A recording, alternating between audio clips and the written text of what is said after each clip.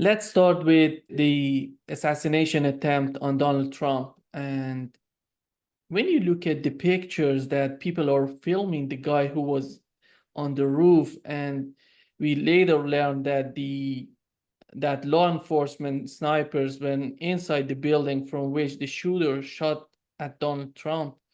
How do you understand the situation of that day?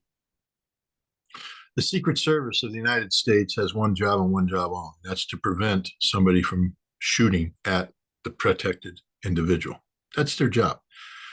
That's the proactive side of their job, which is the most important part. There's a reactive side. Once somebody shoots, it's too late. The crime's been done, but you try to save the target, cover the target, evacuate the target.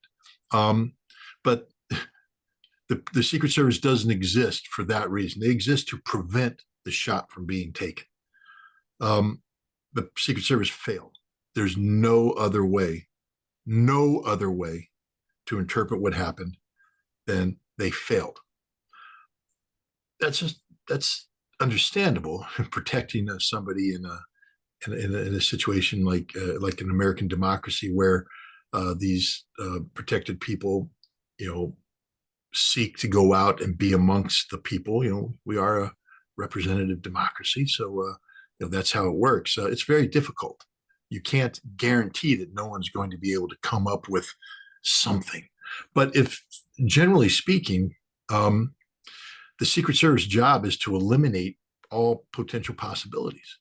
That's their job. They do advanced surveys, security surveys, and then they come up with a plan. The Secret Service is a zero tolerance institution, meaning there's zero tolerance for failure. You can't fail. You can't. They relieve agents who make mistakes, slight mistakes. And I'm talking about mistakes that some people might think aren't a big deal. You can't be late.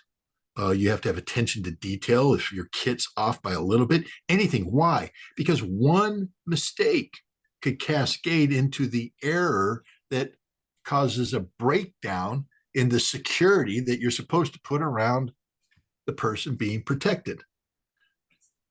What happened with Donald Trump was not a mistake. This was so massive that it had to be deliberate. The Secret Service is an institution that has zero tolerance for mistake, zero tolerance for error. And if that's the approach when you're confronted with systemic failure of the system, it's deliberate. It can't be interpreted as any other way. Now, of course, we all want to wait and see what the investigation is, but here I have some concerns. Who's doing the investigation? If this is a systemic failure, meaning that the Secret Service was directly involved in facilitating the processes of the assassination attempt, that means the establishment is involved. It means, can you trust the Department of Homeland Security to investigate itself? It's investigating the Secret Service. The FBI's National Security Division is empowered by law to do this. But they're the ones that have been going after Donald Trump since 2016, Operation Crossfire Hurricane. The politicization and weaponization of national security apparatus against this man, Donald Trump, who has been classified, characterized by the President of the United States on down, the establishment, as representing an existential threat to American democracy, to America itself. An existential threat. That's life and death. That means if this man is elected, America dies. That's what they're saying. You cannot allow this man to be elected under any circumstance. If that's not a call for assassination, what is?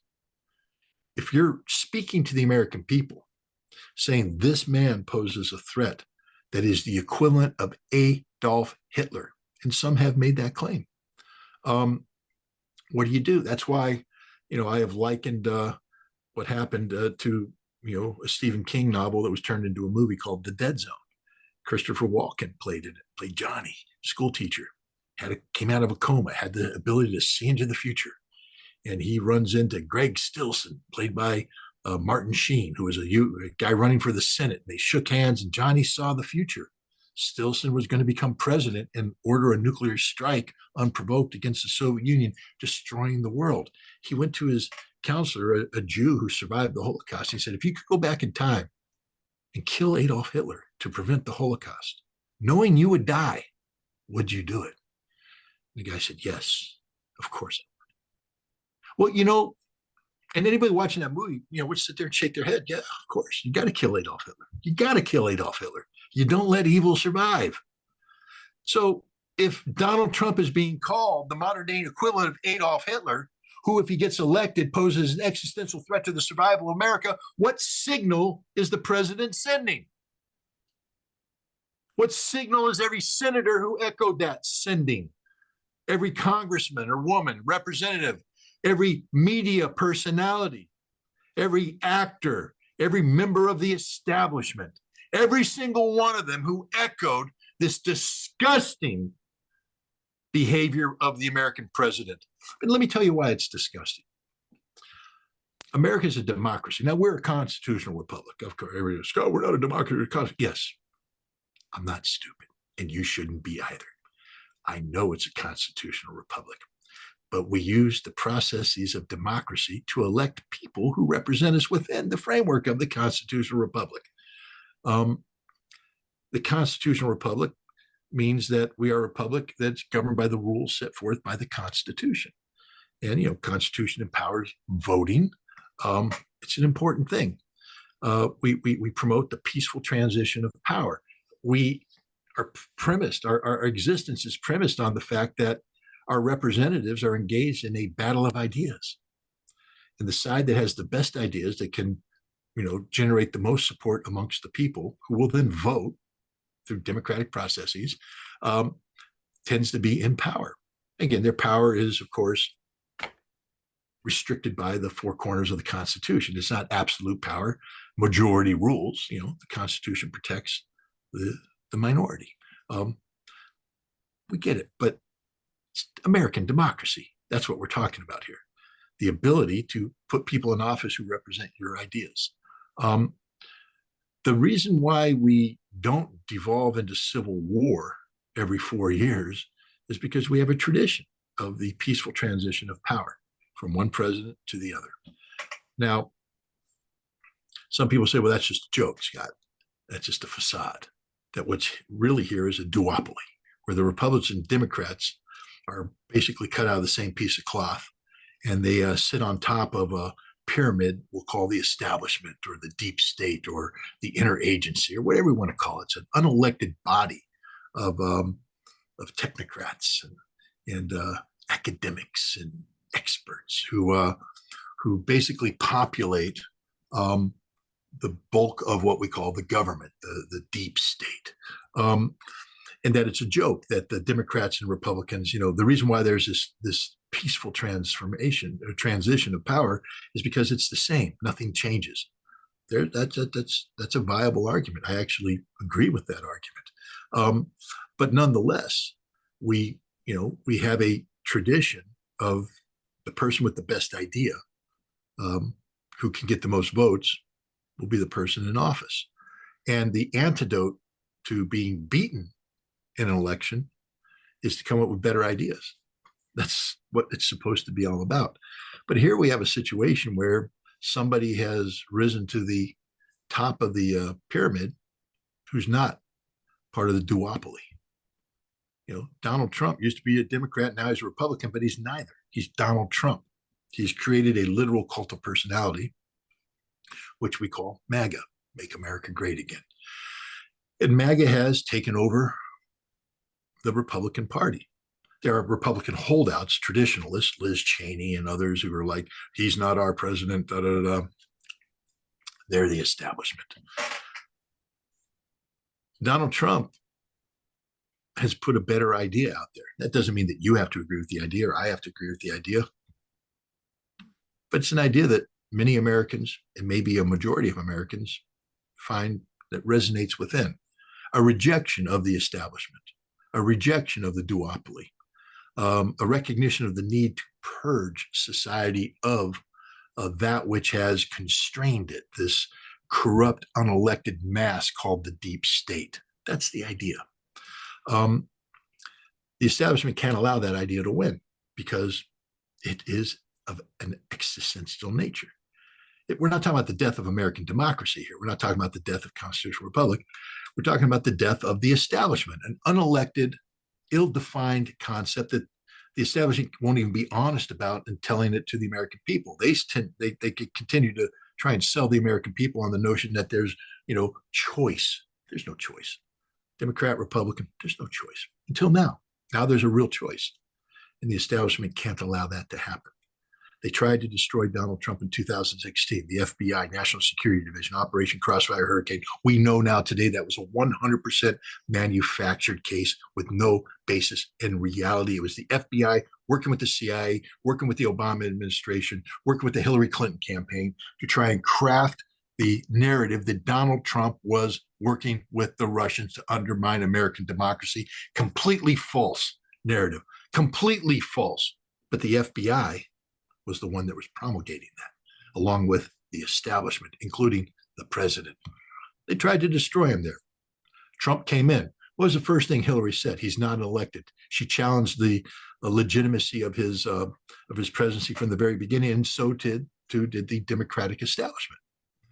And then now we move on to 2020. Was the election stolen or wasn't it? The fact that we have to ask that question means there's a problem. I remember I wrote an article after the election back in December before Biden was sworn in while Trump was still president, and I said that the election was stolen, and I firmly believe that. It was stolen by the establishment that did things differently. They went in and they changed the way elections work. They took advantage of the COVID pandemic to impose new systems of voting, the mail-in ballot, things that the system wasn't prepared. They rapidly rushed these through, probably in unconstitutional manners in certain states where they bypassed normal legislative processes to create a system that the Republicans couldn't adapt to. We'll call this extra constitutional means. And I wrote the article and I said, this is what happened. And I remember publishers both in America and out said, we can't touch that. Too conspiratorial. If you know anything about me, I hate conspiracy theories. I despise them with a passion. So I don't do conspiracy theories. I do facts. I do fact-based analysis. And I said, guys, this is good analysis. It's solid. Too risky to touch. Trump is saying that the election was stolen. You're sounding too much like a pro-Trump guy. Anybody who knows anything about me knows I'm not a pro-Trump guy. I'm a pro-fact guy. Well, the week after I submitted the article was rejected, Time magazine ran a front page story talking about the extra constitutional means used by Google and the media and unelected representatives to create the conditions to steal the election from Donald Trump, to ensure that Donald Trump never won the election. It's exactly what I wrote in my article. And that's the fact. Now, what does that say?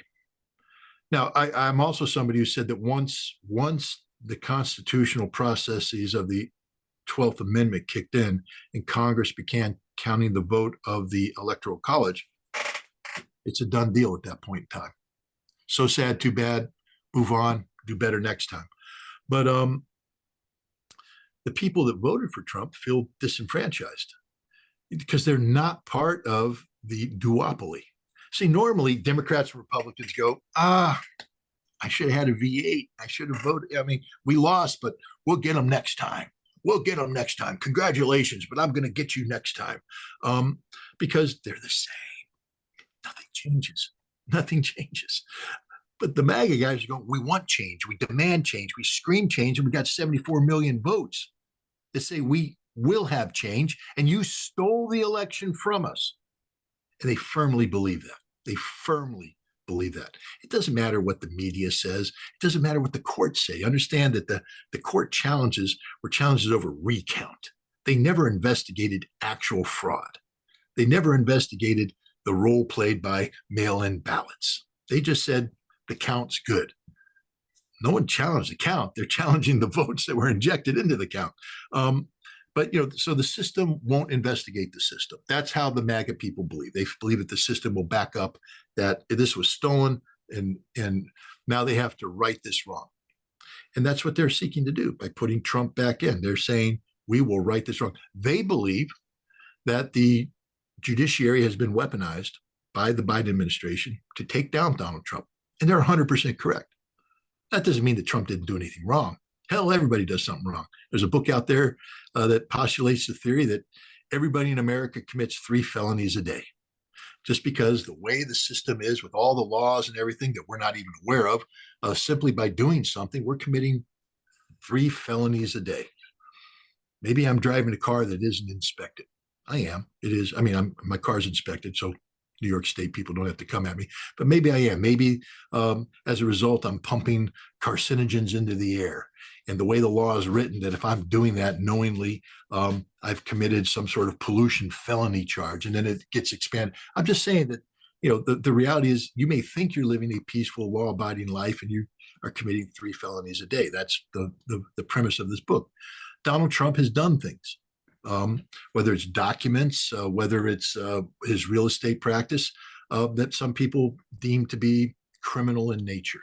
But, you know, okay, but under the American way of justice, equal protection under the law means that, you know, you can't be prosecuted for something that the system says is not going to be prosecuted. Joe Biden had documents. He's not prosecuted. Why? Apparently he's too old to go to stand trial. Hillary Clinton violated with her emails. She's not being prosecuted. Barack Obama, I guarantee you, has classified documents that he's not supposed to have. Everybody at that level mishandles it. Why? Because they believe they're the president. They're above the law. They can do anything they want. This is their secrets. They can do it. Donald Trump did that. He's not a criminal. He's not a spy. Maybe he needed to be, you know, reined in a little bit, but the criminal prosecution here, no, it's politicized. It's done to keep Donald Trump from running for office. The same thing with the New York case, the same thing with what's going on in Georgia. These are cases that should never have been brought to trial. No crime was committed, but they've criminalized his activity in a way that they've never criminalized anybody else's for the sole purpose of keeping him out. They've also started a campaign to smear his character. They're bringing up old charges of, you know, sex with underage people and things of that nature.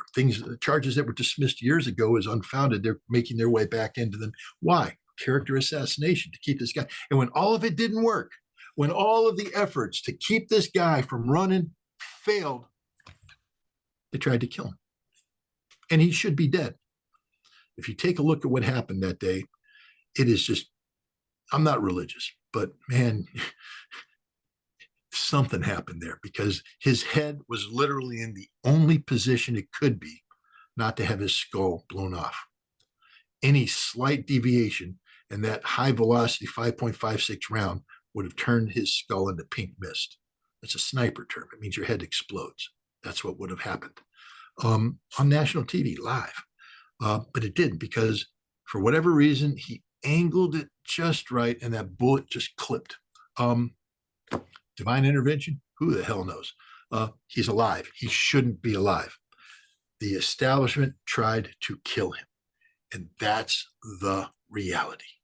And the establishment tried to kill him on orders of the President of the United States, who literally said, put a bullseye on this guy. He cannot be allowed to. Now, that doesn't mean the president knows about the details. It's like The Godfather, man. He just sort of went, you know, he needs to, you know, take a long nap, you know, whatever you say. And then they go off. The system made it happen. The Secret Service is involved in this. The Secret Service is involved in this. The Secret Service is involved in this. They made this happen because they are the ones empowered to have stopped it. And they have all the tools necessary to have stopped it. Why they carved out the most likely sniper position from their perimeter security, that question must be asked. Can't be about a sloped roof.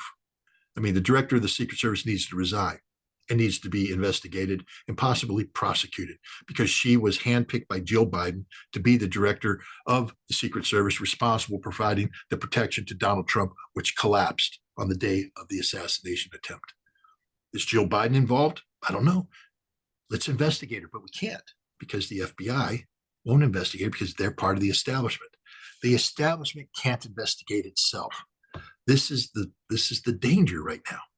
How do we get to the truth? I mean, this is This is easy stuff. This is easy stuff. I'll give Congress a hint right now. Form a special committee. Delegate, go to each governor and have the governor provide you their best law enforcement people. Form a committee of people committed to best law enforcement practices and have them investigate this. People who don't have a dog in this hunt, people who don't have skin in the game. But you can't have the FBI investigate an assassination attempt against the president that they're probably involved in. You can't have the Secret Service investigate itself. You can't have the Department of Homeland Security investigate this. This needs to be taken to the people. And the people are represented by the Congress, and Congress can work with the governors who are elected by the people to create a people's committee, because we need that right now. The establishment is at war with American democracy. They tried to kill a man who wasn't part of the system, wasn't part of the establishment. It's a very dangerous time for American democracy. Very, very dangerous time. We teeter on the brink of civil war, of revolution. Let me explain why. When you take away the power of the vote, when you nullify democracy by saying your vote doesn't count, and remember, from the MAGA perspective, this is the second time the establishment has done this. First by stealing an election in 2020, and now by trying to assassinate their candidate. When you remove the viability of democratic processes, you invite civil war, because people now no longer have trust and confidence in the system. It's no longer about, I'll wait 4 years and come up with a better idea. It's, you are doing everything necessary to nullify me, to make me a non-factor. And I'm not going to put up with that anymore. The premise of the American Revolution, Declaration of Independence, is when governments cease to represent the consent of the governed. When it's gone, the people have a right to rise up. You are literally inviting revolution by operating in the manner. When I say you, I mean the establishment. The government of the United States is literally inviting revolution. And if the executive branch is so thoroughly corrupted that this is what the product is, then it's time for the legislative branch to step in and create an independent investigative committee designed to get to the bottom of this, because that's the only way you're going to preserve American democracy, to ensure that every vote, whether it's a vote for the establishment or the vote for the non-establishment, every vote matters. That's the only way this constitutional republic survives. When you see CNN just pointing out, maybe cautiously, maybe Iran is behind this, and in your opinion, who's going to buy this in the United States? No one. No one's going to buy that. Iran wasn't behind this. I don't know. I mean, I used to be in the intelligence business, and I can guarantee you this. This is an absolute guarantee. This is an assessment not derived from hard intelligence. This is an assessment that is derived from the Iranian response to the assassination of Qasem Soleimani, where Iran said there will be retaliation. So automatically you have a team saying we have to be looking for this. Iran just had a new election for a new president where issues of this nature were discussed, where the passions that were generated by the assassination of Qasem Soleimani were,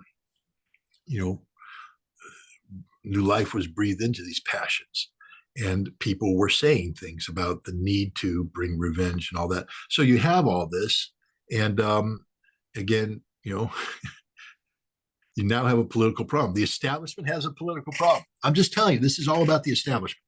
The establishment has a political problem because they failed to kill Donald Trump. So now they need to divert attention away. And so they reached in, they said, spit me something out about Iran. You guys have been looking at that, just give me something. Bam, and they release it. That's what happened here. This isn't about real intelligence. It's fake intelligence. It's an assessment politicized by, an American intelligence community that's long ago lost all credibility. They don't exist to tell the truth anymore. They exist to serve their political masters, and their political masters is the very establishment that tried to kill Donald Trump. Don't trust this intelligence at all. When you look at Senator Vance, that Trump says he gonna be his vice president, in your opinion, what would that bring to the conflict in Ukraine, and what does it mean to the foreign policy of the United States? Let's get real. What did Mike Pence bring to the Trump presidency? Go back and reverse engineer every major foreign policy decision made by Donald Trump and tell me what role Mike Pence played in those decisions. Donald Trump is Donald Trump. Donald Trump makes the decisions. J.D. Vance was brought in for political reasons. They could have short-term political objectives that are related to the upcoming election and long-term political objectives, with Donald Trump realizing he's a one-term president and he needs to have somebody to turn the reins of power over to. J.D. Vance is a MAGA Republican, straight up MAGA. There's good, the bad, and the ugly about that.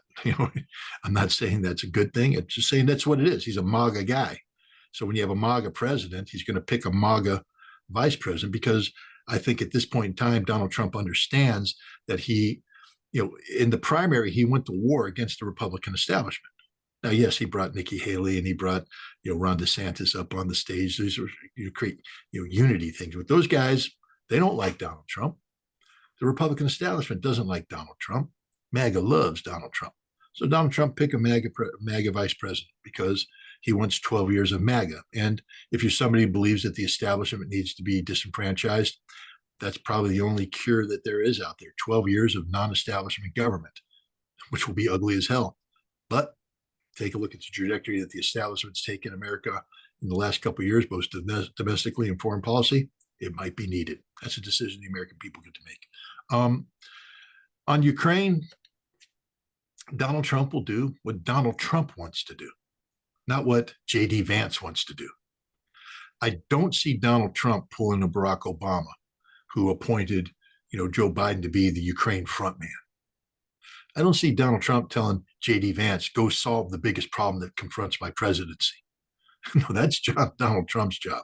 Donald Trump will seek to solve this problem. J.D. Vance will be on the sidelines, learning, observing. But I don't think J.D. Vance will have any say whatsoever in this. Look at the way that he was recruited last second. This wasn't a deep courtship. This wasn't Donald Trump sitting down with J.D. Vance going, now tell me again what you think about this. Tell me what you think about that. No, this was Donald Trump playing, kingmaker, and at the last second making a call to J.D. Vance and bringing him in. He doesn't care what J.D. Vance says. If he did, he would never have made him vice president, because in 2016, J.D. Vance said a whole bunch of stuff against Donald Trump that was pretty derogatory, even likening him to Adolf Hitler. So, this was purely, I think, short-term political gesture designed to stamp him as MAGA, to say, I am not Republican. On this election, screw the establishment. I'm done with the establishment. You put Nikki Haley up against me, and she ran an ugly campaign. You put Ron DeSantis up against me. He ran an ugly campaign. Not as ugly as Nikki's, but, that's not me. I'm not beholden to them. They came here to ask for unity, to bring the Republicans to MAGA. I'm not taking MAGA to the Republicans. And the greatest FU is J.D. Vance. He's the MAGA guy. I think that's what this was. And I also think it's Donald Trump recognizing that if he wants to put in place, changes, that these changes have to extend beyond a 4-year term. In order to do that, he has to have somebody who can continue the MAGA agenda after he leaves. You can't bring in a Republican, start kicking the establishment for 4 years, and then have the Republican win election, in 2008. You think he's going to continue MAGA? No, he's going to go back to his habits. I'm a Republican. I'm the establishment. We're going to fix this thing. We're going to change. We're going to reverse the changes. Donald Trump wants to initiate processes that are irreversible, but they can only be irreversible if you have, say, a 12-year window of opportunity. And that's where J.D. Vance comes in. But on Ukraine, No, Donald Trump will solve the Ukraine problem, not J.D. Vance.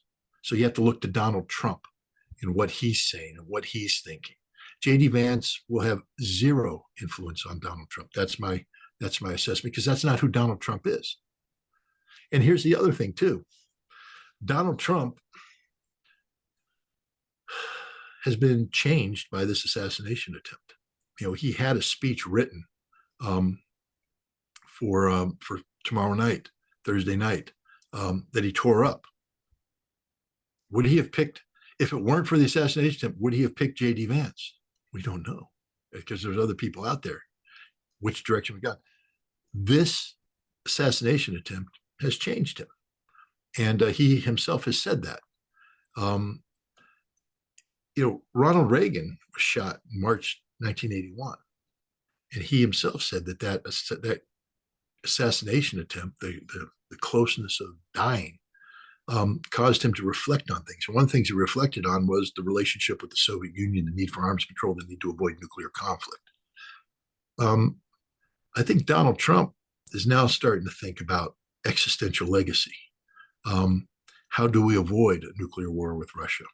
Things that may not have been politically possible should he have been tied to the Republican Party, as he may have been prior, you know, if the assassination attempt, because prior to the assassination attempt, this election was a coin toss, you know, and it was still possible for the Democrats to, you know, to prevail. After this, as long as Donald Trump stays alive, I think he's unbeatable. I think he takes the House. I think he takes the Senate. When I say he, I mean he. I don't mean the Republicans. I mean he. I mean MAGA. MAGA takes the House. MAGA takes the Senate. MAGA takes the presidency. Now, some people are scared to death about that. Shouldn't have tried to kill the guy, guys. You should have tried to have just better ideas, you know. But now you tried to kill the guy. Now he's empowered. But I think he's looking at this saying, I have a chance to do great things. Will he be able to execute it? I don't know. But I do believe that the next 4 years is all about Donald Trump and what his vision is. And J.D. Vance will have minimal impact on this whatsoever.